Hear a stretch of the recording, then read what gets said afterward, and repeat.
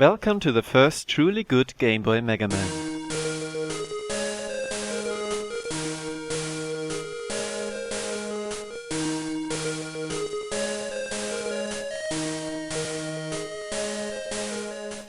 From the moment this title screen music starts up, you should realize Mega Man Tertium aka the Third is a very different breed from the kind of awful Secundum.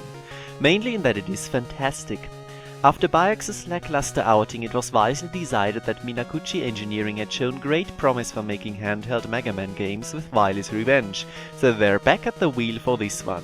And boy am I glad for that. The soundtrack is as good as they get on Game Boy with perfect ports and great originals, the graphics are a very tight downsize, the engine is rock solid, and last but very not least, the level design is superb. Really the only big criticism I have for the game is that it is pretty damn tough. I consider it the hardest 8-bit title to play through. It's mostly fair though, and if you've got a little practice it's a great challenge. Of course I'm stepping up to it and I'm adding a little something extra. Special weapons gotten will be used immediately in the next stage played, and I will only ever use that one and the Buster, except for the final level. I will also color Mega appropriately, same with the stages. Hope it's not too grating. This is Simon with Let's Play Mega Man Tertium. Our 4 friends on Robot Master Select screen today are of course the ones missing from Secundum. And as you might be able to tell from the color scheme, our first opponent is going to be Snake Man with the level solidly in the middle of this game's difficulty curve. He's blue today, sadly enough. That's due to the fact that all sprites share a color scheme and I wanted to keep Mega's hue traditional. But yeah, this looks already far better than Secundum with an animated background even, and the slide is now back in form with its usual sprite. The one problem I have with the engine is that the jumps are still as floaty as they were in Dr. Wily's Revenge, but I do think you can get adapted to that, and at least the game doesn't have ice physics. And we got a nice gift from Mega Man 4 in the Chargeable Buster, and it's really fun trying to figure out how it interacts with the good and old Mega Man 3 enemies. Most of them didn't have their health adjusted with a few exceptions. This beginning stretch is a nice intro to the stage, and again, this game does get in-level difficulty curve right, so you're going to start out easy and at the end will curse everything ever made. The Hammond shows did have their health adjusted, now they do have 8 hit points and not 6, which means they survive more than 2 fully charged Buster shots, which is really tedious in my opinion. I do not like it at all. The game does have a few level design mishaps like that. The snakes still have 10 HP, however now they are harder to hit because the floor is actually actively working against you. Didn't show, but it can really screw with your jumping, a problem I never had in Mega Man 3 the original. As you can also see here, the snakes fire really quickly once they come on screen, and as you have less screen to work with, it is far harder to dodge than you might be used to. Again, as said, this game is definitely harder than the original and most of the other NES games too.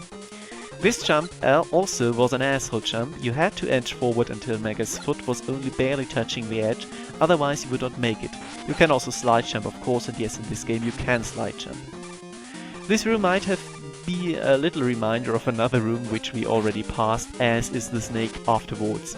Sometimes the level design is a little wonky in this game, the sequel will fix even that. I still do not think it's too bad, but I will point it out in all fairness, of course.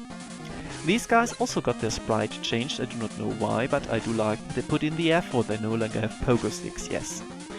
Also a nice introduction to their enemy type with no big problems, but you can be assured that later on it will be harder. Hey Eddie. Well, that was a little useful, thank you very much. He's going to visit us in a few of the stages too. This is the respawn point for the level, with a very nasty dig move right afterwards. Here, yep, think fast. It is very hard to avoid the shots from these 2 snakes just as you're coming out of the slide, and the game loves to do that. Like you slide through, you cannot ever adjust to it, and you will die, or at least get hit. And in this case here, if you were to be very fast and jump off immediately, the guy would knock you into the pit. Fuck you, do it over again. Thankfully the respawn point is right behind, but as I said, this game does not pull any punches. This corridor too, with the one guy at the end, just a breather, the capsules dropping from above can really screw you up in comparison with the invincible enemies, at least until they jump. Whoops, I wanted to slide there. And make things pretty tough for you. Also, these guys come back, they practically bounce off the edge of the screen. It's a little strange. Again, the hammer joes most of the time are little more than a distraction and just getting in the way and are really boring. I do not like it at all. Anyway, this screen here is really tough, because to get the E-tank you have to drop down from the very top here and wait until the press is at the bottom, and then you still might not make the jump because it is ridiculously hard. Just look at how pixel perfect I have to be when I finally do it. The problem is also whenever you fall down you have to contest with the hammer joe again, not fun. I like to go up one screen and go back down, because then the press will be moving downwards, of course. The ladder physics are still not perfect, but they are far better than in Secundum. So finally did this, and well, that was one pixel too little, or at least I jumped too late, sadly enough.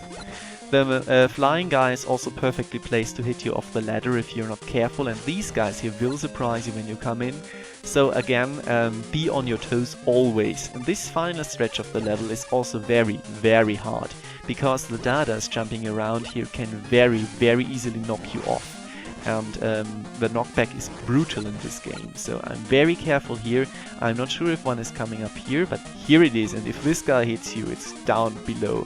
You really need to have your charge buster out just for the higher AoE, because they are still gone in one shot. And if you mistime it, then you are dead, definitely. It's not cool at all. But a fair enough challenge, I guess, and hey, we can jump through boss doors now. Snake Man is practically unchanged from his original, which is not that good, because I have actually no idea on how to dodge him. It is far harder than in the original. I didn't practice too much though, because you can relatively easily damage race him. As the game does not that much account for buster damage, you can take him out pretty quickly, and by some miracle I even managed to dodge, so yeah, if you want to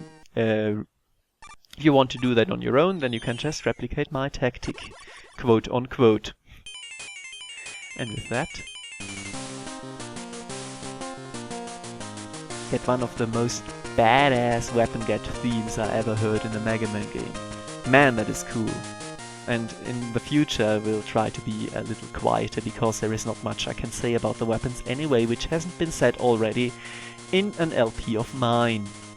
So, and again, for this game a gentle introduction. We're going to see far harder things in the future. I hope you stay tuned for that, and thank you very much for your attention.